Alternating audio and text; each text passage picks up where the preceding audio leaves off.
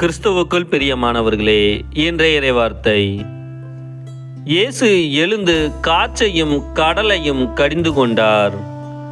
உடனே மிகுந்த அமைதி உண்டாயிற்று.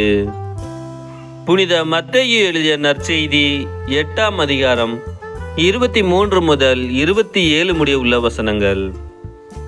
அக்காலத்தில் இயேசு படகில் ஏறவே அவருடைய சீடர்களும் அவரோடு ஏறினார்கள். திடீரென கடலில் பெருங்கொந்தளிப்பு ஏற்பட்டது. படகுக்கு மேல் அலைகள் எழுந்தன. ஆனால் இயேசு தூங்கிக் கொண்டிருந்தார்.